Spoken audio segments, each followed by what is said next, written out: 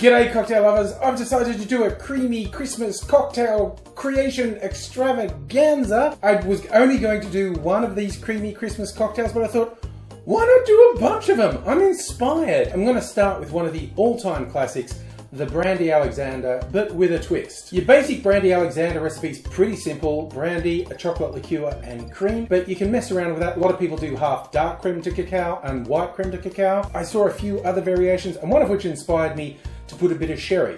So I'm going to replace the dark creme de cacao with sherry and still use some white creme de cacao. What's also going to make this one extra special is this brandy. This is from a local-ish distillery, Bass and Flinders. They're about an hour's drive away from me. They just released this at Christmas, their spiced Christmas brandy.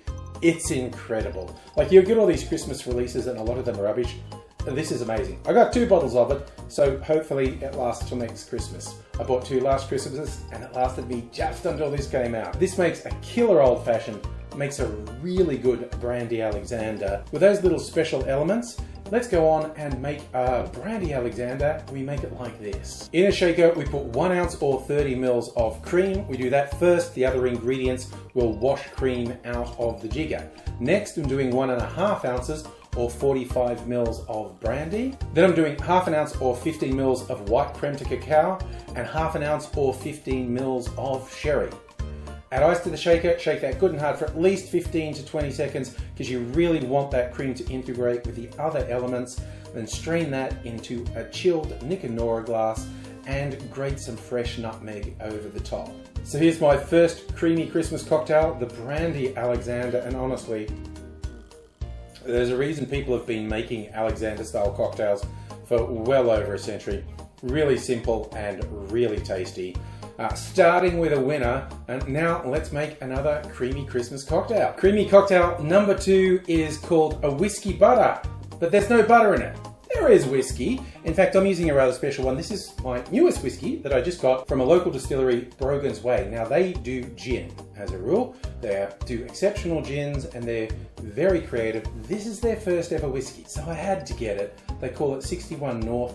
The interesting thing about this, a lot of Australian whiskies are aged in ex-wine barrels. This one was finished in a barrel that had been used to age orange curacao. So it has some very interesting light orange flavors in there as well.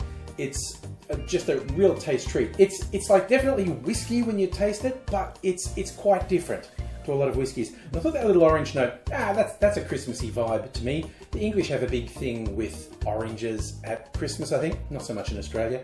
So that's the main whiskey I'm going to use. The creamy element in this one is Advocaat, and it's going to have just the teeniest bit of a peated whiskey as a float on top. It's called the Whisky Butter, and we make it like this. We're putting in Advocaat first, and the rest of the ingredients will kind of wash the residual Advocaat out of the jigger, starting with 22.5 mils, 3/4 of an ounce of Advocaat. Then we're adding 1.5 ounces or 45 mils of the whiskey of your choice.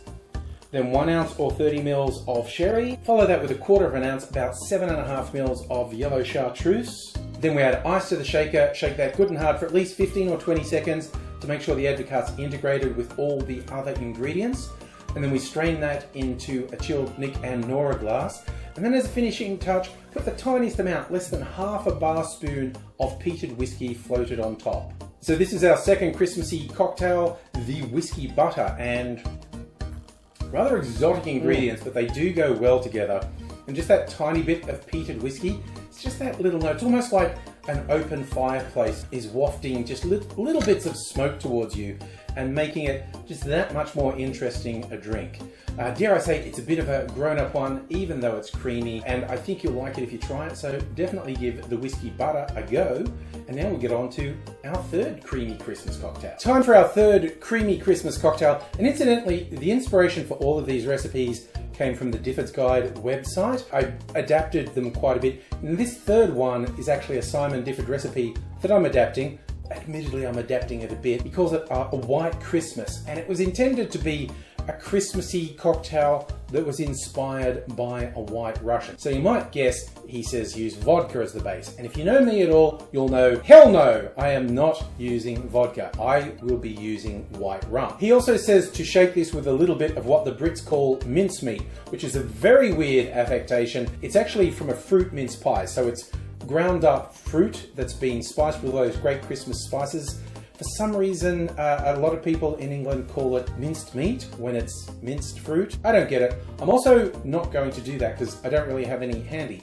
But for me, the Christmassy flavors are going to come from my spiced brown apple sugar syrup. That's got all the great Christmassy flavors: cinnamon, nutmeg, allspice, cloves, and a few others. He also said to use ginger syrup to get it a sort of ginger snap, ginger pudding thing. So mine won't have ginger flavor in it, but I think it's going to be very Christmassy. This one has cream, and like the others, I'm going to be putting the cream in the jigger first, so all the other ingredients will wash the cream out, so they'll look weird in the video because they'll be all creamy. But here's how I made it.